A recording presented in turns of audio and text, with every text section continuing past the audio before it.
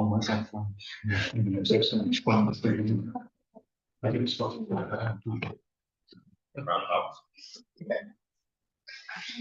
Paul Messer had a heart condition and a broken finger. We're asking him where the flag is.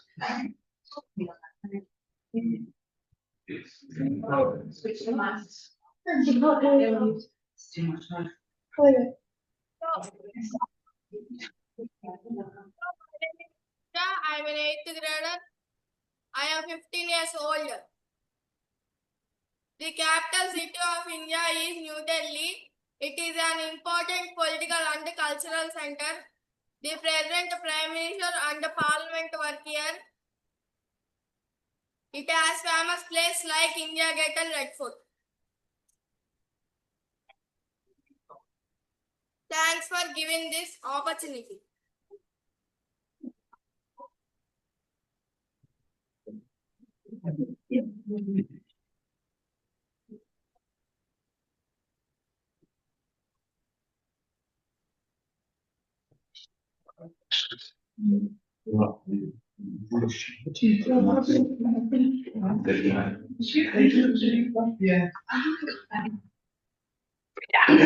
What language in your country? Language or capital city. Hello, my name is Revati. I am an 8th grader. I am 13 years old. I am so glad to answer your question. India has many languages. The main official languages are Hindi and English.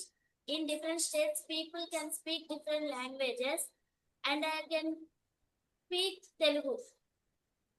Okay, would you like to introduce some Telugu phrases to the teachers over there? So, actually wants to introduce one Telugu word, a few Telugu words. Yes, please. I never had to before. That'd be amazing. Yes. Which word you would like to introduce first? Okay. Namaskaram. So, what do you mean by namaskar? Formal greeting in India. Okay, formal greeting in India, namaskaram. Namaste.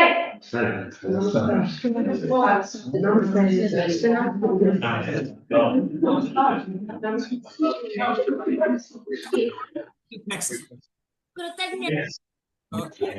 And the second one he wants to introduce Krutagnatalu. What do you mean by Krutagnatalu? Thanks. Thanks. Okay. I'd like to ask them to repeat it.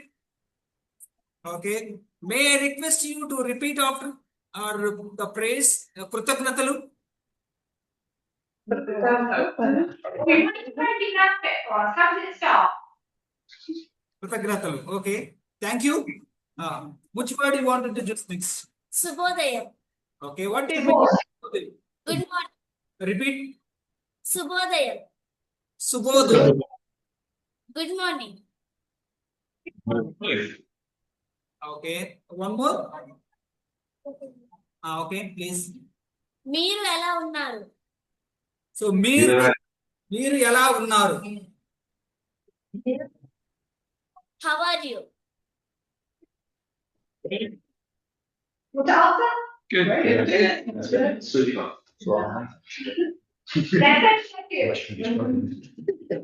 More? Bahumati. What do you mean by Bahumati? Gift. Gift. Okay. Thank you. Thank you for giving us the opportunity. Okay.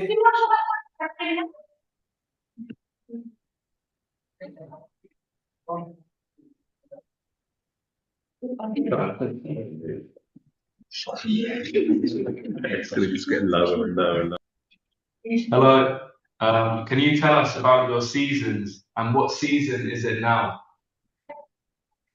Hello, my name is Maheshwar. I am an 8th grader. I am 15 years old. India has mainly 4 seasons: summer, monsoon like rainy season, winter, and spring. Right now, February, it is mostly winter in many parts of India, but weather becoming slightly warm. Summer is approaching. Okay. What is the maximum temperature recorded in India? 45. 45. Okay. Whoa. That's just all. No, it's quite miserable for any foreigner to visit India during this particular season, May.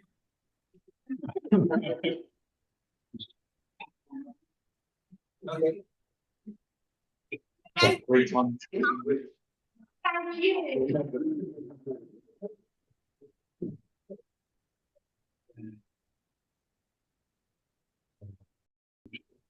Okay, you can ask one more question from your side.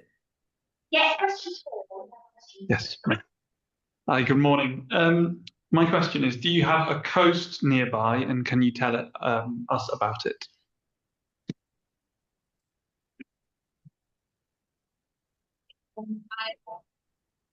My name is Akbar. I am a 9th grader. I am very privileged to answer this question. Yes, India has a long coastline along the Arabian Sea and the Bay of Bengal. There are beautiful beaches in states like Andhra Pradesh, Goa, and Tamil Nadu. The coast is important for fishing, trade, and tourism. Thank you.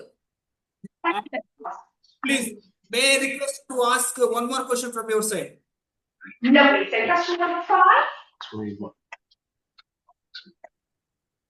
Hi, good morning. What are the popular sports where you live? Hello, Hello. this is Teja from 8th grader. I am 15 years old. I am so privileged to answer your question. The most popular sports in India is cricket. Another popular sports including kabaddi, volleyball, football, and badminton. Many children also played in schools and communities. Thank you for giving this opportunity. So, your favorite game? Kabaddi. So, why is kabaddi your favorite game? Many Indians like to play cricket, but you are looking a different guy. You want to play kabaddi. Why is it a different game? It is body flexibility. Okay, it is a game of flexibility. Yes, sir. Thank you very much. And give us some ideas as well for teaching and talking. Okay, thank you so much. Thank you so much. Thank you. Our question.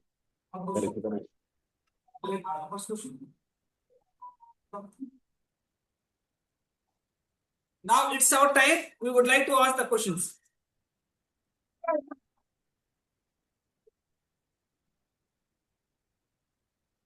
How do traditional British values such as punctuality, politeness, and respect influence daily life and school culture in the UK?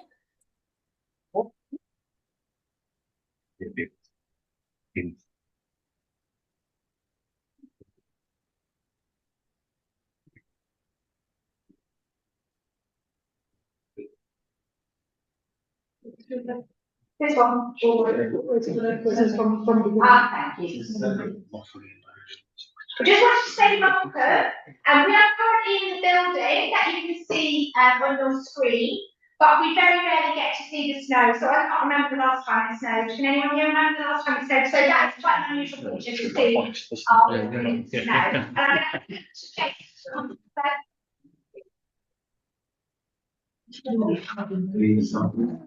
I'm Jess, so I'm going to be talking about how values such as punctuality, politeness, and respect influence daily life and school culture in the UK.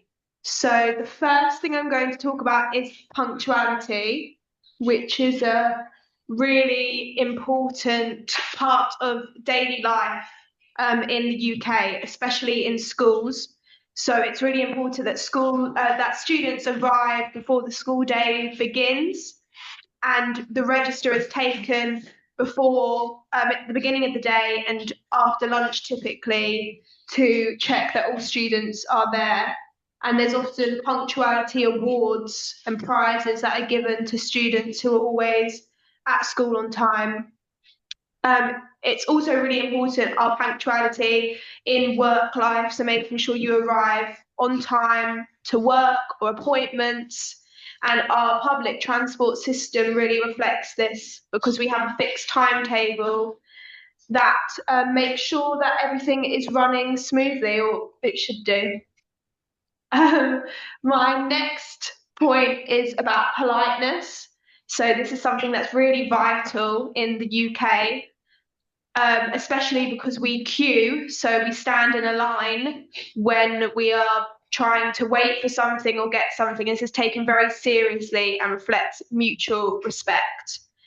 In schools, pupils are encouraged to use polite language with teachers and their classmates. And there's often lots of discussion in lessons about how we can be polite and kind to others. And we focus on turn taking and sharing. And these are important skills that we try and teach children at school. My next point is about respect. So this links in with politeness. We try to teach children at school to be respectful of each other and to listen to each other's points of views, and that what everyone says is important and valued. And I think, is that it? Oh, and the overall impact of all of this is that these values create a school environment that is structured and focuses on making sure that we are creating people who are responsible and self-disciplined, and that they embody fairness and equal treatment to make sure that we respect everybody and that everybody is valued and equal in our community. Thank you.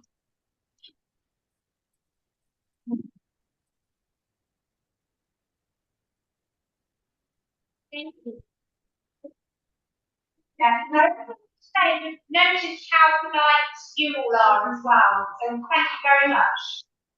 Hello. Hello. This is Akbar, 9th grader from BZPHS Penmaka. With your permission, may I ask a question? Yes, please. What role do festivals like Christmas, Easter, Bonfire Night, and Remembrance Day play in preserving British culture among students? Lovely. So I can see it's Fabio, will you do by yourself? No, I'll do the first and last one. Lovely. So the two going to share. Fabio's going to start off for you. Hi. So our cultural festivals are a part of our country's human geography. Human geography studies such as culture, traditions, religion, identity, and community. In the UK, national festivals help students understand British history, religious heritage, national identity, and shared values. Thank you.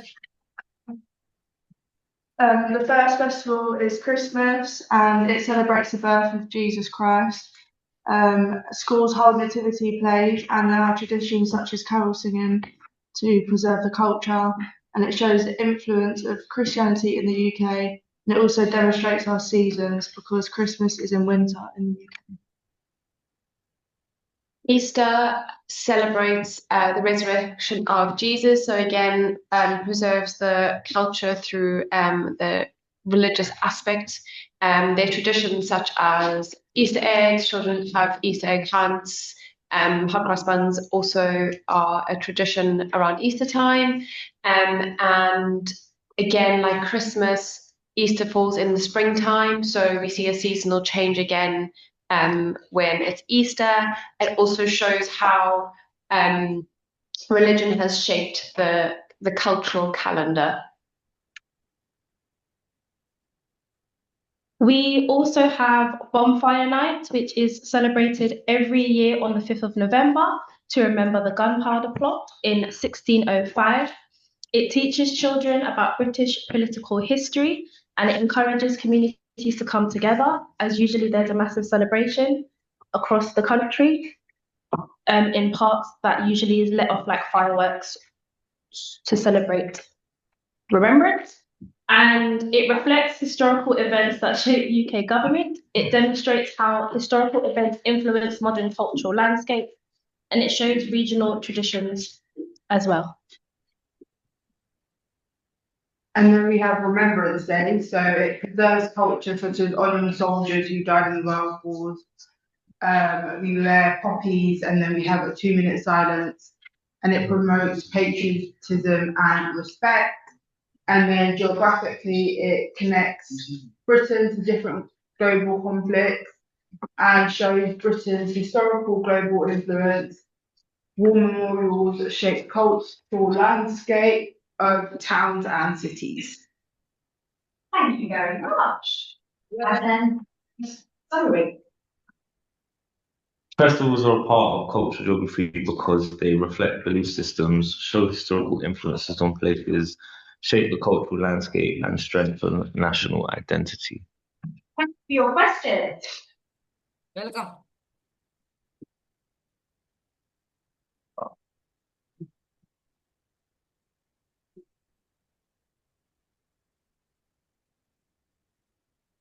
Hello. It's your voice. Hello. The UK is culturally diverse today. How are traditional British customs balanced with the multicultural practices in schools? Thank you very much. I'm going to hand over to Matt and Thomas for this one. Hello, thank you for your question. There are a lot of celebrations and festivals through the school year. A lot of them are the ones that we've just heard about, so Christmas and Easter, Bonfire Night and Remembrance Day. So they'll be part of lessons during the year. But then there are also other festivals and celebrations which are celebrated because of the diversity of the UK. So Black History Month, Chinese New Year, which was just now, Diwali at the end of last year, Eid, and occasionally in some schools, Hanukkah as well. So all of these are part of the calendar too, and there are usually school celebrations of these times of the year too. In UK schools, we have lots of inclusive policies because of our diversity.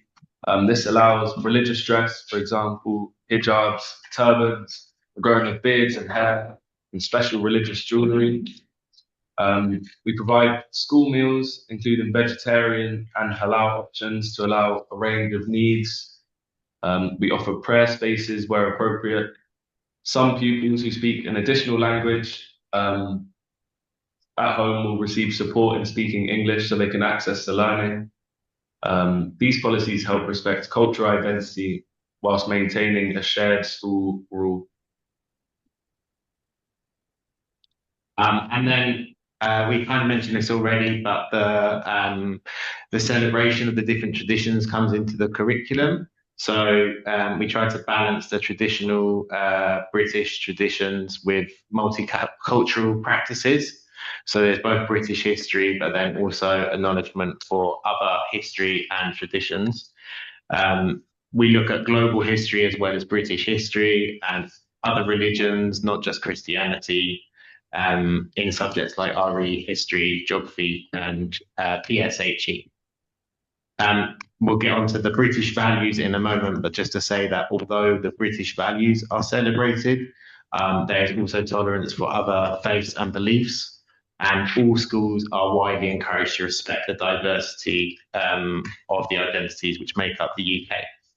And that allows students to understand national traditions and appreciate global perspectives too.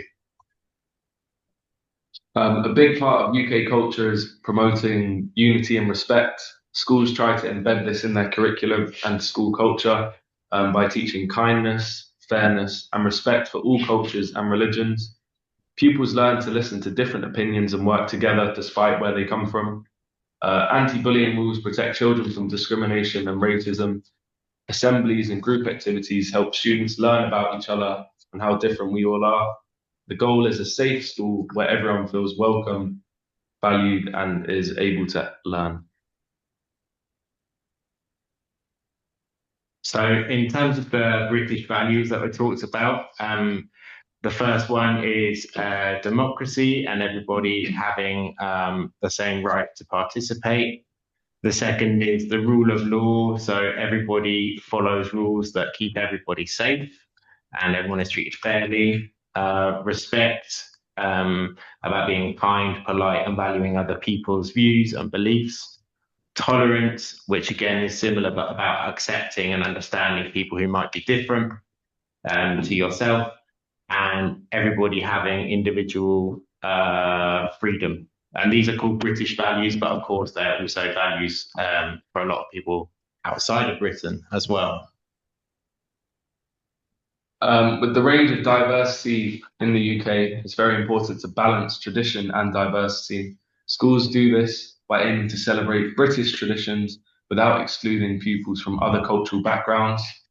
Some tensions can arise with conflict between religious beliefs versus school routines, though it's very important to make sure we have an inclusive environment in the classroom where everybody feels safe and comfortable.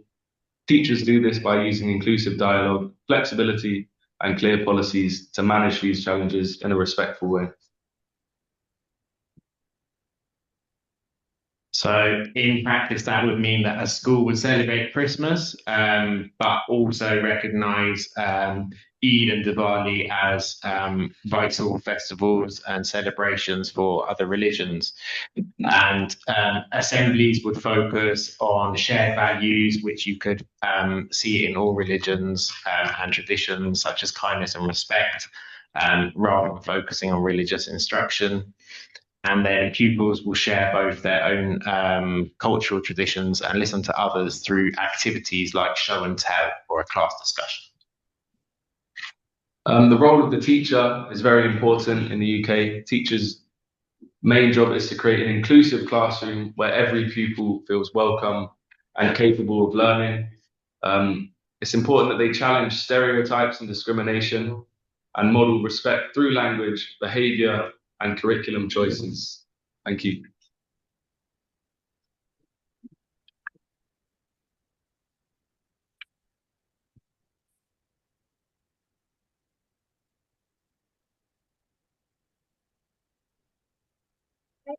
How do regional traditions, for example, those of England, Scotland, Wales, and Northern Ireland, differ, and are students taught about these differences? Thank you very much. I'm handing over to Tom now to answer the question. Hi, good morning. Thank you very much for your question. So yes, there are lots of regional traditions that vary between the home nations of England, Wales, Scotland, and Northern Ireland. So some of these are based around language and identity. Some of them are based around kind of music and dress. There are some differences in food and the traditions that are associated with food and what people eat. We also have national days and festivals, so to celebrate each of the home countries. And there are also some differences that are based on religion and historical reasons. And I'll talk about those in a second. I think one of the main differences that we have on traditional days is about patron saint days. So because the United Kingdom has a Christian heritage, each country has a patron saint associated with it. So for Ireland, it's St. Patrick's Day, it's St. David's Day in Wales, St. George's Day in England, and it's St. Andrew's Day in Scotland. And they're all celebrated in different means. It's probably Ireland and Wales who celebrate theirs to the fullest, I would say. St. Patrick's Day is really big, and that's not just celebrated in Ireland, across the whole of Ireland, but across a lot of countries across the world, where people often dress up as leprechauns or represent the clover, which is the traditional kind of plant, I suppose, for Ireland. In Wales, people dress up. You can see a couple of people dressed up there, dressed up as daffodils. That's the yellow things around those people's heads there. They're flowers that come out normally at Easter time around St. David's Day. And they also sometimes dress up as leeks, which is a vegetable that we have over here. A lot of people wear leek-associated items. And then St. George's Day, people might dress up as knights historically, or a dragon. That's the story of St. George who slayed a dragon, so people dress up as that. But it's not celebrated very much.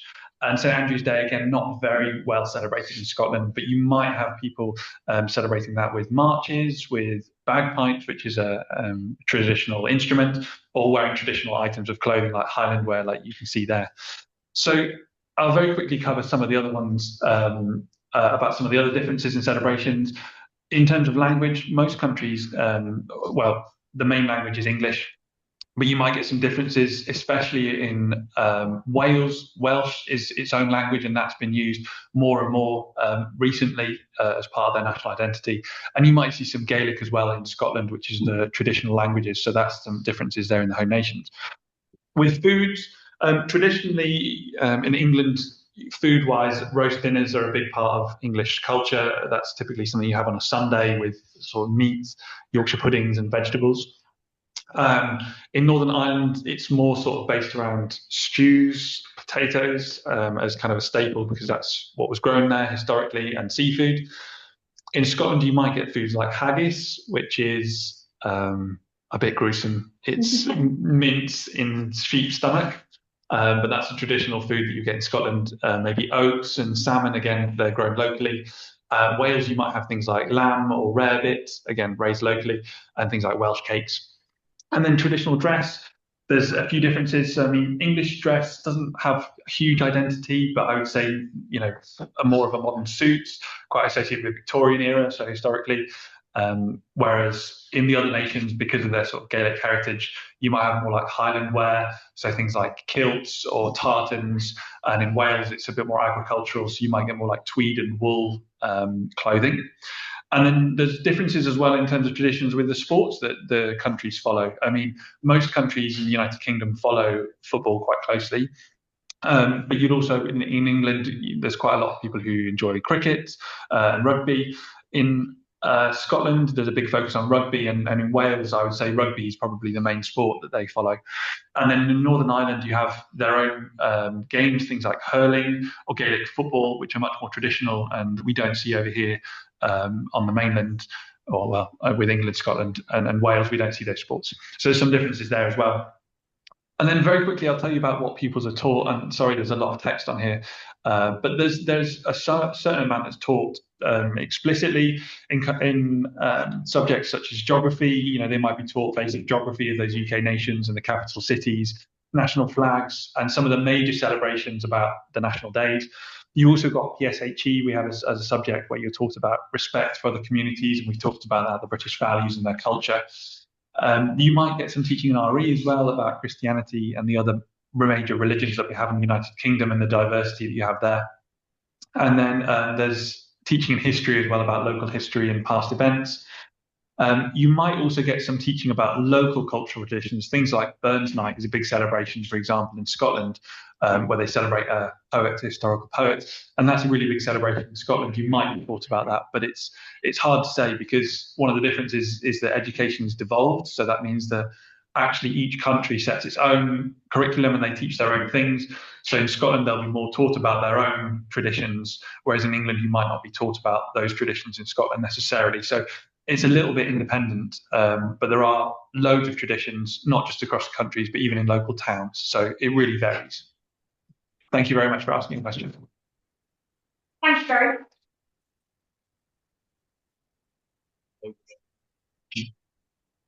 In what ways do school in the UK helps students from understand natural tradition and such as monarchy, national symbols, and historical ceremonies? Very much. I'm handing over to Matt to answer this for you. Yeah, thank you so much for your question. I think the first thing we should talk about really is that citizenship is explicitly taught, especially in secondary schools, as part of the national curriculum. And within citizenship education, students learn about the role of the British Parliament, the British monarchy, and the difference between government and monarchy. And students are specifically taught about democratic processes and civic responsibilities.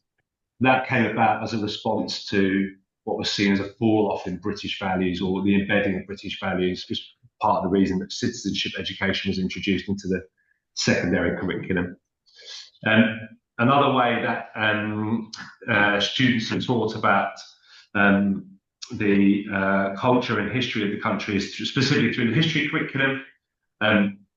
And we're taught from Key Stage 1 right the way up to Key Stage 4 about the history of Britain and how different ages and times have influenced the monarchy and the way we live today.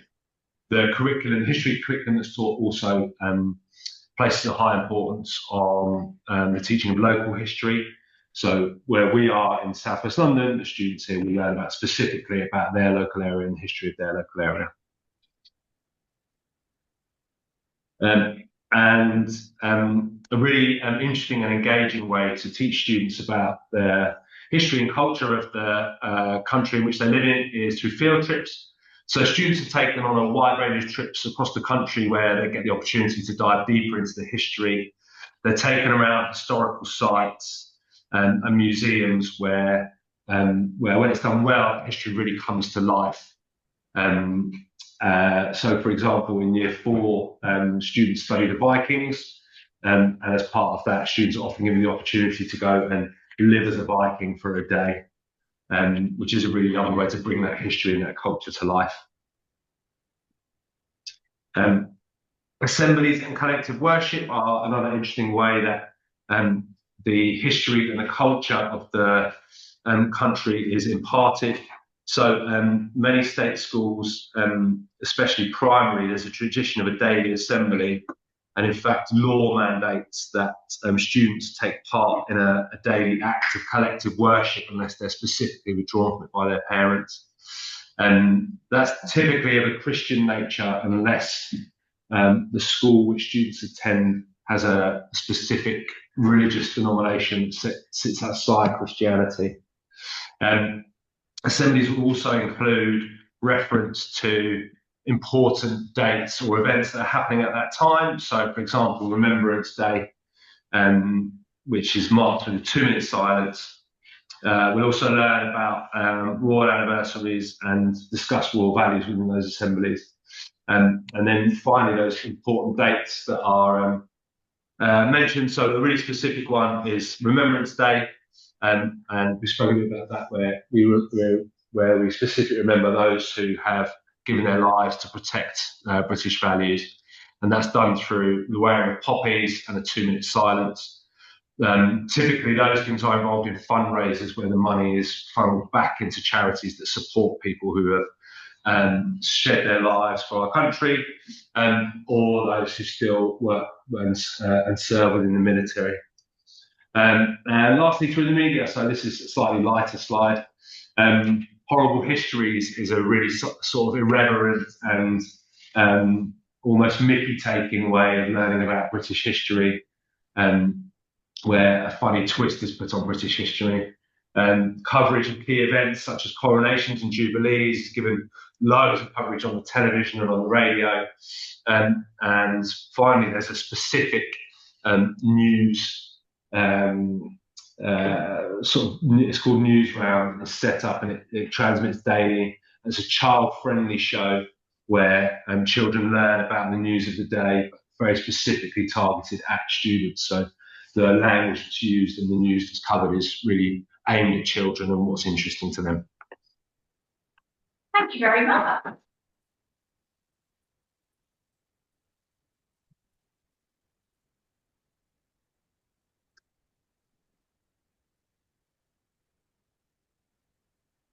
Okay, thank you so much, Emily, for your time. And we thoroughly enjoyed this session. Thank you so much on behalf of my institution and on behalf of my students. Thank you, one and all.